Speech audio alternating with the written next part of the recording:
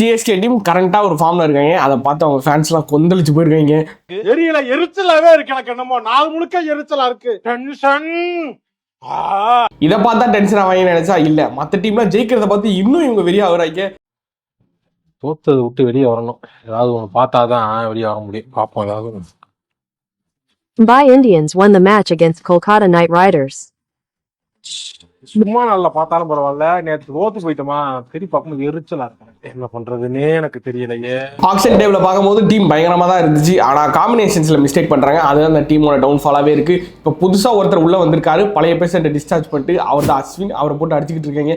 தம்பி பவர் பிளேல 20 ரன் போடுறீங்க, மிடில் ஓவர்ஸ் விக்கெட் எடுக்க மாட்டீங்க, என்ன இது அப்படின்னு சொல்லிட்டு தமிழ் யூடியூப் கம்யூனிட்டி அவர் கையில இருக்குன்றதுனால சில பேர் அவர் சப்போர்ட் பண்றாங்க. சில பேர் தம்பி நீ எவனா வேணா இருந்துட்டு போ அப்படின்னு தூக்கி போட்டு அவர் மினி மிரிச்சுக்கிட்டு இருக்காங்க. எங்களுக்கு தெரிஞ்சு அவரை ரீப்ளேஸ் பண்ணி அன்சுல் கம்போஜ் ஆடலாம். ஒரு நியூ பால் போடுறதுக்கு ஒரு பவுலர் இருப்பாரு. அது மிகப்பெரிய அட்வான்டேஜாக தான் இருக்கும். ஸோ இதெல்லாம் மீறி ஒரு முக்கியமான ஒரு டாக் போயிட்டு இருக்கு. அப்படி என்னன்னா, ஸோ எல்லா ஃபேன்ஸ் என்ன சொல்லலாம், 2023 ஜடேஜா ஒரு 6 ஒரு 4 அடிச்சு சென்னை சூப்பர் கிங்ஸ் ஜெயிச்சு கொடுப்பாங்க MS தோனி கேப்டன்சியில். அப்பயே நீங்கள் போயிருக்கணும். ஏன்னா history always remembers how you finish. எவ்வளோ நல்லா ஆடணுங்கிறது முக்கியம் இல்லை, எப்போ நிறுத்தணுங்கிறது முக்கியம். History only remembers how you finished. அன்றைக்கே நீங்கள் போயிருக்கலாம் இடத்துல, ஏன் இவ்வளோ நாள் கஷ்டப்பட்டு விளையாடிக்கிட்டு இருக்கீங்க அப்படின்னு சொல்லிட்டு பரவலான ஒரு டாக் இருக்குது. நாங்கள் சொல்கிறோம் எங்களை கமெண்ட்டில் அடிக்காதீங்க. ஆனால் சிஎஸ்கேவோட ஹார்ட் கோர் ஃபேன்ஸ் எல்லாம் நம்பிக்கையோடு இருக்காங்க. கண்டிப்பாக சிஎஸ்கே ஒரு கம்பேக் கொடுத்துரும் அப்படின்ட்டு எங்களுக்கும் அந்த ஒரு நம்பிக்கை இருக்குது. ஏன்னா இவங்க இது வரைக்கும் தோத்த மேட்ச் எல்லாமே கேட்ச் ட்ராப்பால் தான் நிறைய மேட்ச் தோற்றுருக்காங்க. நிறைய வாட்டி கேட்ச் விட்டாங்க, அந்த பேட்ஸ்மேன் அடி பொழந்துட்டாரு. ஸோ ரஜத் பட்டிடாராக இருக்கட்டும், போன மேட்ச்சில் ஓவர் 10 ஒரு கேட்ச் விடுவார். அதுதான் ரொம்ப முக்கியமான கன்செப்டாக இருந்தது. அது இல்லாமல் கேப்டன்சியில் போலர்ஸ் ஓவர் ரொட்டேட் பண்ணுறதா இருக்கட்டும், ஃபீல்ட் பிளேஸ்மெண்ட்டாக இருக்கும், அதுவும் லைட்டாக அடி வாங்குது. ருத்ராஜ் கைக்வாட்டே பிரஸ் மீட்ல சொல்லுவார், இந்த மாதிரி அவர் ஸ்கொயர் ஆஃப் த விக்கெட்ல நிறைய அடிச்சிட்டாரு நிதிஷ் ராணா, அது எங்களால் கெஸ் பண்ணுறதுக்குள்ள அவர் நிறைய ஸ்கோர் பண்ணிட்டாரு அப்படின்னு சொல்லி மென்ஷன் பண்ணியிருப்பாரு.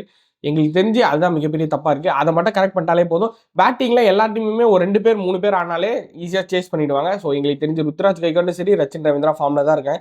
டெவின் கான்வே உள்ளே வருவாரா மாட்டாரா அப்படின்றத மிகப்பெரிய எல்லாரும் பேசிக்கிட்டு இருக்காங்க.